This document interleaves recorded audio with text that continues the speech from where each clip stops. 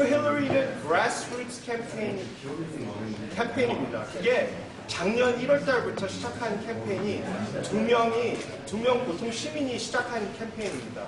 이거는 우리 전국의, 미국 전국의 보통 시민들을 힐러리 클린턴 대통령을 출마 좀 해주세요.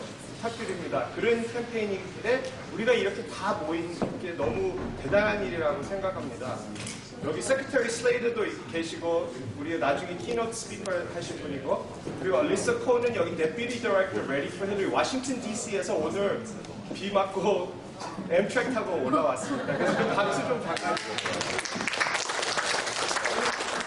그 레디 포 힐러리 모임으로서는 펀레이저에서는 이게 뉴욕의 두 번째, 세 번째밖에 아니라고 얘기 들었고 또 아시안 아메리칸 전국에서 이렇게 레디 포 힐러리 모인 거는 처음이래요. 그래서 오늘 오신 분들 다 역사적으로 같이 처음부터 그라운드 플로어부터 힐러리 클린턴 대통령을 이번에 만드는 거를 같이 힘을 모여서 노력하기로 되는 거로 잘 열심히 부탁드리겠습니다. 그리고 오늘 여기 브랜드 뉴 호텔 웰커밍 호스트들 먼저 소개하겠습니다. 그 전 선수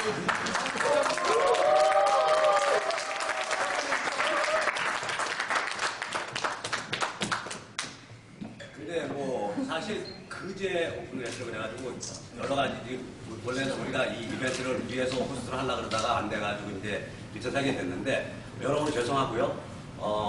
그리고 또 어떻게 내가 준비한 말을 케빈이 벌써 다 해가지고 힐러리나 뭐 다른 이 모임에 대해서 핵에 대한 얘기를 내가 또 추가로 드릴 말씀을 하고 이렇게 급하게 서두다 보니까 좀 여러 실수 많고 그랬는데 오해가 봐주시고 하여튼 힐러리를 뭐 저는 그 개인적으로 썩 알지 못지만 저건 모임에서 한 건데 사람이 상당히 소피스틱하고 프레시가 있고 그런 사람이더라고요. 그래서 우리 또 한국 커뮤니티하고 상당히 각받고 그래서 그런 사람들 한번 우리가 여기까지 모아가지고 서포트를 해주면 얼마나 좋을까 하는 모임, 그런 마음에서 이런 조그만 모임을 하게 됐습니다. 하여튼 우리 많은 그 서포트를 부탁드릴게요.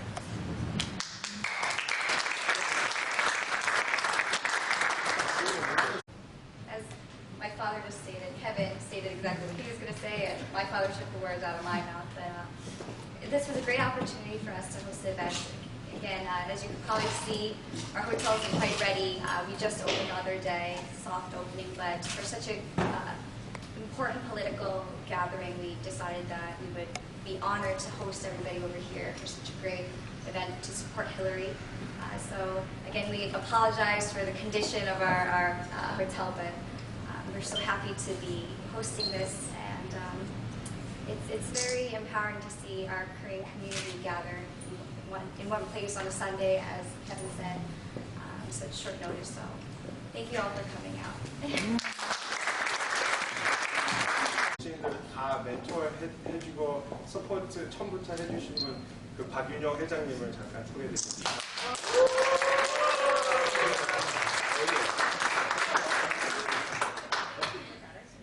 Can I speak English or?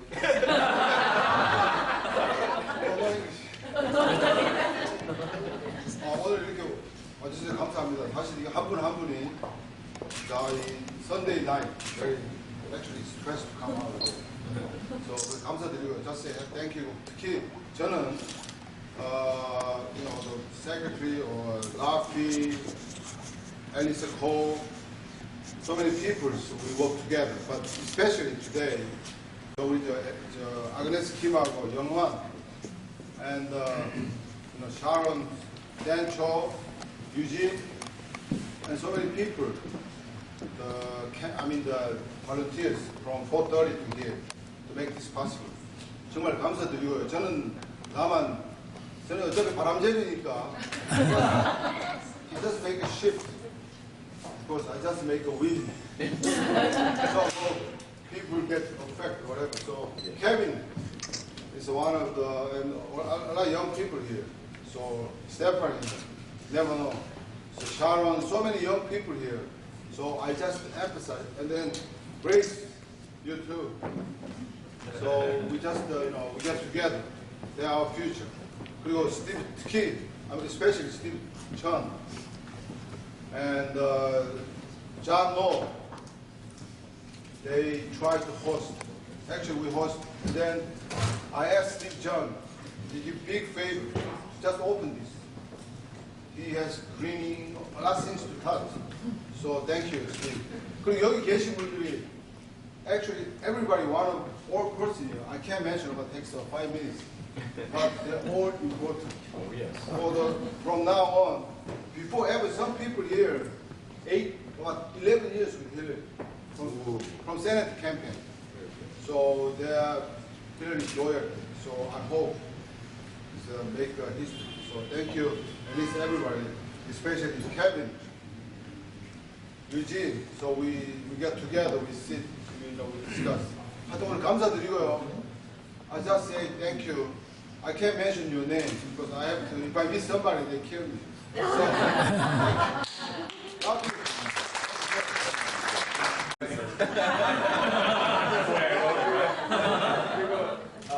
And in English, the special guest here is Mr. Min Seung-gi, who's the president of the Korean American Association of Greater New York. So just wanted to recognize him as well. And as we go on now, we'd like to bring up Melissa Ko, who's the deputy director for Ready for Hillary. And she's going to explain 영어로 설명드릴 건데 한국분 이름도 성함도 한국 이름이고 생긴 것도 한국 사람인데 대만분이라서 한국말을 못하는데 영어를 할 겁니다. Everybody for coming tonight. I wanted to especially thank Kevin and John and Steve and Stephanie, especially for opening up this hotel. I love coming to Asian American businesses because I think it's really special and dear to my heart. And I want to thank all of you for coming out on this rainy day and really donating and supporting our movement. I think Rafi and probably others have told you on Monday actually is our filing deadline. So all your contributions mean that much more because you're helping us meet our goal for this quarter. So Ready for Hillary really started out as 2 volunteers, really seeing this great energy and support for Hillary to run for president. And they kind of created this super PAC and flipped the model upside down. So instead of, whenever people talk about super PACs, they talk about all this big money and like doing TV ads and all these grand things. Ready for Hillary really is about people here and people really coming together as a grassroots supporters, supporting somebody to run for office. I'm really honored to be here today because this is the first ever Asian American event nationally for Ready for Hillary. So I want to thank you and thank you for having me here today. And we decided for this organization, it was really important to start building lists of supporters, right? And why is that important? One, Secretary Clinton, when she became Secretary of State, she gave up her political operation. So that list she built in 2008, the people that traveled with her to Korea, those people that really helped her in 2008, that list wasn't really being used or people didn't communicate with that list, right? So it was really important to start up an organization that was going to communicate with the people. Second, we know that that presidential elections take time, right? It takes time to build up the support, especially the President Obama's campaign. We knew we needed a lot of people supporting the person and the candidate. So this grassroots effort really kind of shocked everybody. And I think as Kevin said, we now have almost 2 million supporters across the United States. We have over 700,000 people pledging to support and help in some way, shape, or form. We have over 45,000 donors helping us and really wanting to support us. And what's different about us too is all this money and support that you are giving us, we spend it and use it to get more supporters and talking to more and more people. So next week we're going to be in Los Angeles talking to a bunch of Asian American leaders there. And then the week after we're going to Las Vegas. So we're really spending the money to really outreach to community leaders like people here in this room. This year we're really focusing on a couple different things. One being building capacities in states. And what does that mean? We're really having our constituency director, which Lisa is the Asian American Pacific Islander constituency director, travel across the country, talking to people like you, really telling them what Ready for Hillary is about and asking them to join our movement. The second is we know that 2014 is very important. I know here in New York, there's a lot of elections going on. Across the country, there's so many elections going on. And we want to use this momentum, enthusiasm around Hillary to ask people to vote, to ask people to volunteer, to ask people to donate in 2014.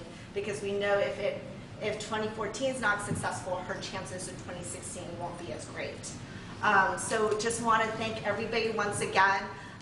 If you have any questions about what Ready for Hillary is about, please see me and Rafi. But really want to thank you from the bottom of my heart. I don't know if Kevin said this in my bio, but I, in 2012, for the President Obama's campaign, was the Asian American Pacific Islander Vote Director, and it's always amazing to me when I see such a great group of people, community leaders that really move people in the same room. So I'm really, really honored to be here. And so thank you.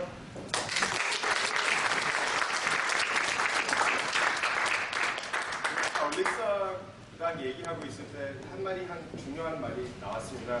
Asian American population이 제일 fastest growing population in America. 그러니까 갈수록 우리 투표, 우리 fundraising 그게 진짜 중요하게 되니까 리사가 지금 일하는 게 너무 중요한 자리라고 봅니다. 그 다음에는 이제 유진 너, where is Eugene? Come on. 저 Secretary Slater 소개하겠습니다. Good evening, ladies, gentlemen, anyone in between. Anyway, thank you for joining us tonight. It's been a long night, a lot of rain, speakers, kind of a delay. But the man I have the honor of introducing to you tonight is Mr. Rodney Slater. The list of his accomplishments over the past few decades is really long, but allow me to take a few minutes and plagiarize his Wikipedia page. Mr. Slater is from Arkansas, and I'm not quite sure where that is, but it's around the same as New Jersey, from what I hear. In 1977, he graduated from Eastern Michigan University and received his law degree from the University of Arkansas. He served as Attorney General for Arkansas, Assistant Attorney General for Arkansas, sorry, and various government positions. But in 1982, Mr. Slater left his job to join Bill Clinton's gubernatorial campaign. After serving in various posts, Mr. Slater was appointed to the Arkansas State Highway Commission in 1987 and served as its chairman in 1992. Following President Clinton's successful campaign in 1992, Mr. Slater was appointed Federal Highway Administrator. Mr. Slater used this position to help people however possible so that they may dream the American dream. There are outreach programs and tours all around the country. Actually, I saw this quote in a profile about Mr. Slater. He said, "Because transportation is not just about concrete, asphalt, and steel. It's about people we serve today and tomorrow." 4 years later, after President Clinton's re-election, Mr. Rodney Slater was chosen to be the 13th Secretary of Transportation. And he served until 2001 as Secretary of Transportation. To me, Mr. Rodney Slater is an exemplary public servant and a role model for anybody working in government, such as myself and a couple other people in the room. He's a man who understands that government should be a force for good and the ultimate advocate for the people. I look up to him quite a lot, and just from speaking with him, I can tell he has the presence of a great man. You can kind of feel that aura about him. And President Clinton said it best when he said of Mr. Slater, he has built bridges of both steel and of goodwill to bring people closer together. So please, I won't take up much of your time, but join me in welcoming Mr. Rodney Slater.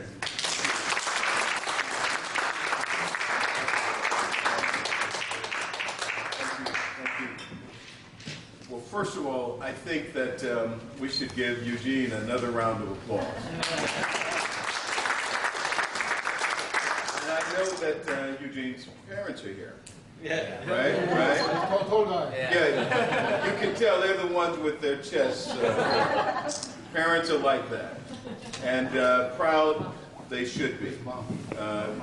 He's just graduated from college, as you know, from Georgetown, and is a person with a wonderful future ahead.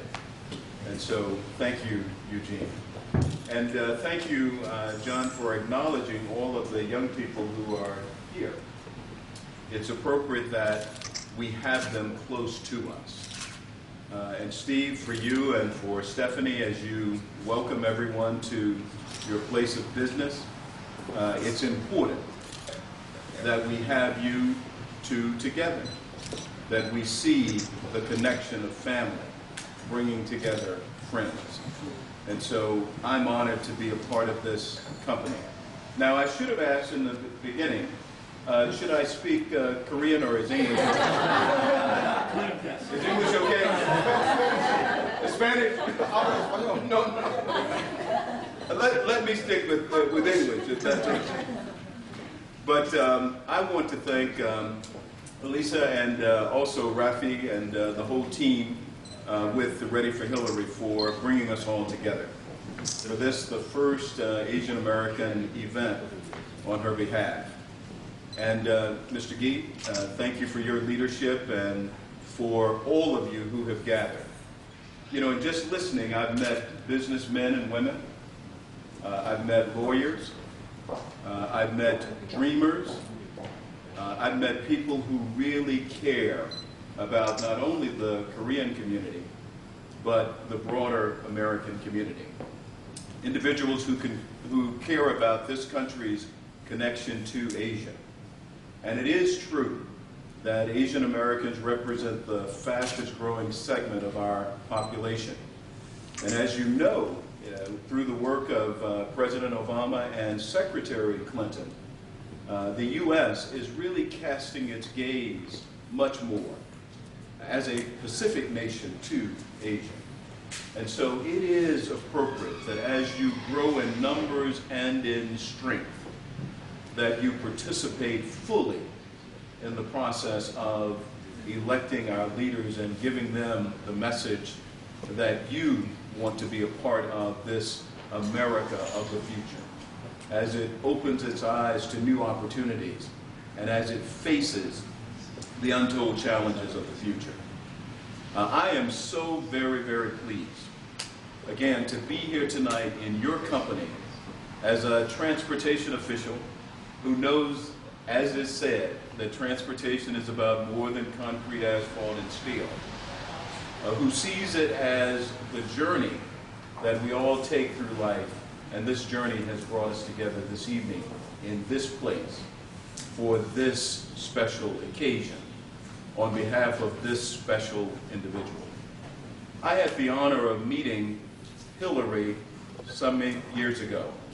I was actually in law school. And Kevin, she came to interview some of the law students, and I decided that I wanted to interview for a job opportunity at this law firm. It was the Rose Law Firm. And I can tell you that as soon as I walked into the room, I was just captured by the smile, by the presence, and by the sense of purpose of this individual. Even at that time, and this has been some years ago. As a matter of fact, Hillary, even as a college student, and even before that, was a person of purpose and resolve, and a person who wanted to live a consequential life, a life where she would make a positive difference on behalf of others. And in this meeting, when we were talking about just the practice of law, the thing that just so intrigued me was her understanding that, yes, as a lawyer, you can represent someone in the courtroom. And I know that Grace knows all about that as a former prosecutor here and can probably tell us all about that. But she also said that as a lawyer, with an ability to sort of express the issue or the challenge at hand, and then to talk about the kinds of solutions to those challenges, that you can play a role outside of the courtroom, that you can play a role in the public arena, that you can impact and influence policy. And it was quite interesting because I never thought of a lawyer in that way. I'd not met too many lawyers in my upbringing. As a matter of fact, my experience with the law was watching Perry Mason on television, if you've ever seen that.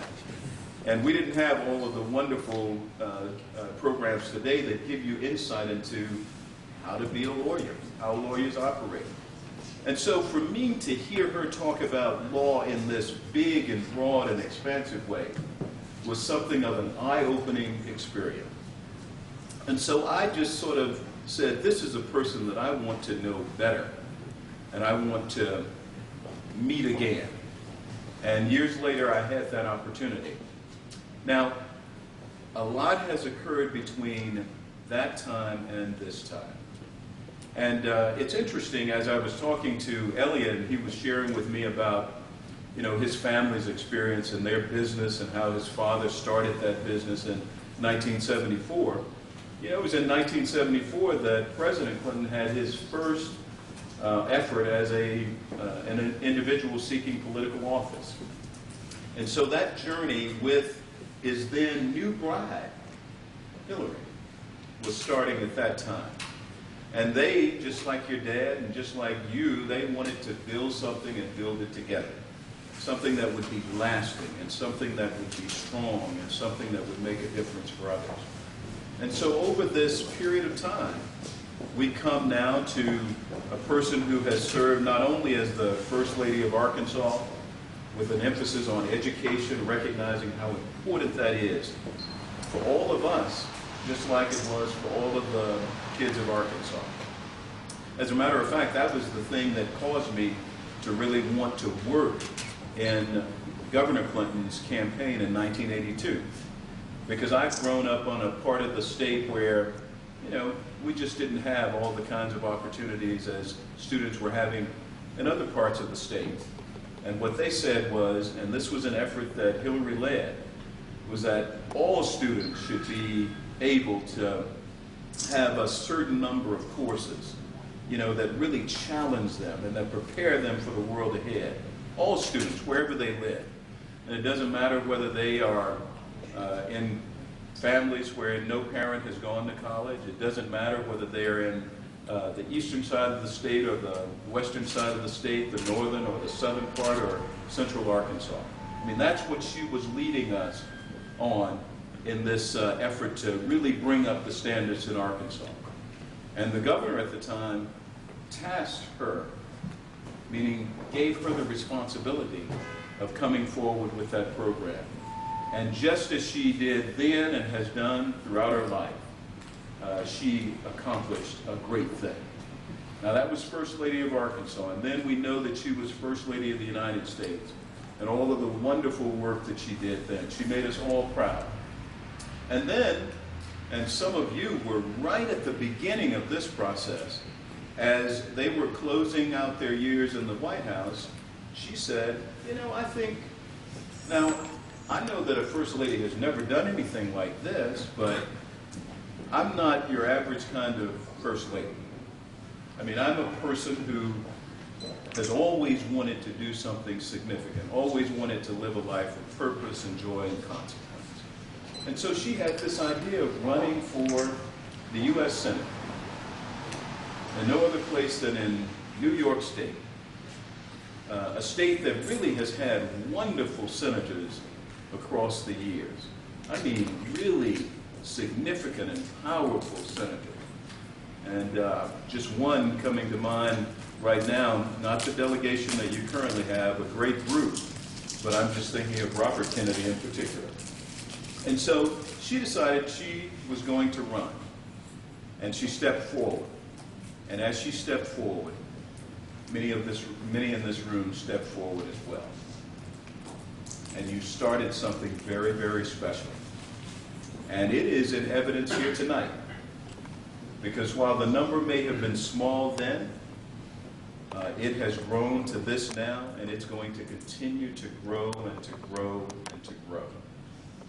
You know, they say that you can actually plant a seed of wheat, and that either you plant it or you maybe ground it to make flour or some other, mush or something like that, or you feed it to swine, or you plant it.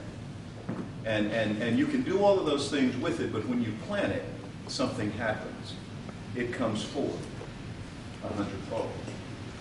And so when she decided to run for Senate, you sort of came together and you planted yourselves with her. And in many respects, your roots became entangled with hers. And so when the storms started to blow, and when the opposition started to manifest itself, your roots tight with hers strengthened her. And you helped her to be successful. And because of that success, she was able to present herself as a candidate for president. And because of that wonderful race, with a wonderful individual who became president, and Elisa there with him then and now with Hillary, ready for Hillary. But because of that race, her skills were only sharpened, just as were his. A lot of times we think, well, maybe it's the friends who are the most important to us. Well, I've learned over time that sometimes it can be the adversaries who can bring out the best in us, really, who can force us to get up early and to stay up late, and to study hard and study long because we know that they're studying hard and studying long. And I think that's what you had with candidate Obama and candidate Clinton.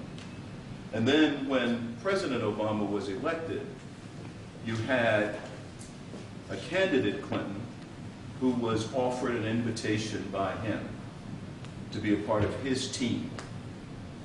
Much like Lincoln extended an invitation to Souter in years past to be a part of his team. And what a team they made, right? And she served with distinction at his invitation as Secretary of State. And now, well, she's just taking a little rest. That's what she's doing, right? And she should. I mean, that gives her a time to spend a little more time with Chelsea and a little more time with the big guys, we call it, and to just enjoy family life. And that's what they're doing. But they're continuing to work on behalf of the American people and behalf of the world through the Clinton Global Initiative and the Clinton Foundation. And as she does that great work and continues to think about what she does next, it's so important that we gather as we're gathered tonight and think about, and maybe even pray about a little bit too now, okay, what she does next. Because we know that even after the term of the president,